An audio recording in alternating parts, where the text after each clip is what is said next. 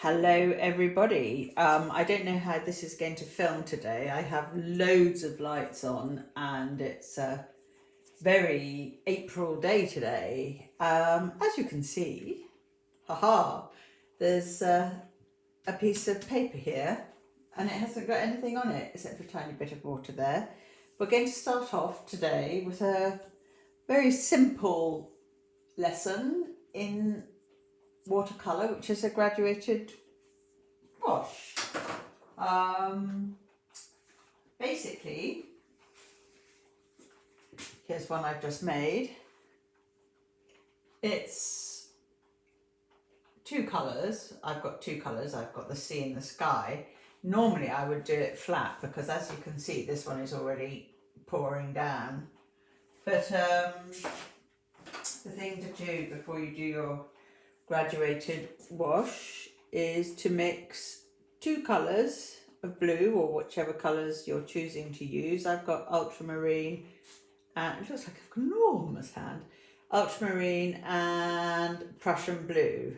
So nice mix already, so I've got it all there.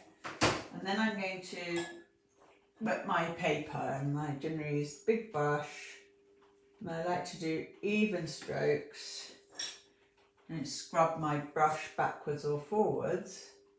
I don't mind doing it backwards, but I think you think about your brush strokes as you go, so you get as even as coverage as possible. My delightful English.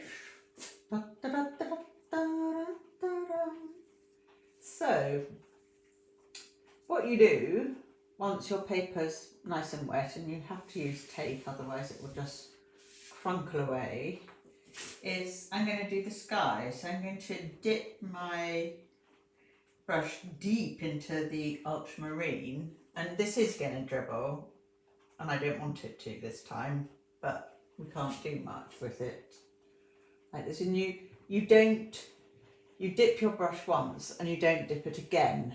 So try and catch those dribbles.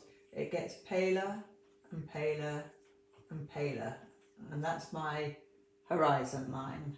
Then I rinse it and go into my deep Prussian blue, and I'm going to go gradually up towards my sky, and we're going to meet in the middle. Now, my dog is very bored of me already. When you look out to the sea and the sky, what is nearest, what is closest to you, is the deepest tone, is the strongest tone, is the strongest colour. As it moves further away, the more pale it becomes, and our minds play tricks on us and tell us that the horizon line is darker than the water in front of us, but it's not. And that the same goes with hill views, landscapes. As you go into the distance, it becomes more and more pale. When you're painting mountains, the mountains that are close to you, you can see, if they're very close, can see the colour of them. And as they disappear into the sky.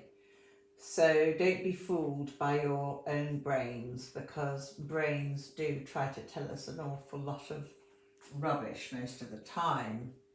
So have a little practice with your graduated wash. I'm going to just show you, this is something that I did down in ear, which is, you can see the deepness here. Well, not that deep, it's cerulean blue going down, and there's the mountains or hills behind. And then as we come closer to where I was sitting in the grass, the colour is very, very strong. So you can get that feeling of moving away, moving into the distance. So have a try at home, and We'll move on to the next step tomorrow, and as you haven't seen my face today, I just might show it to you. Hello and goodbye.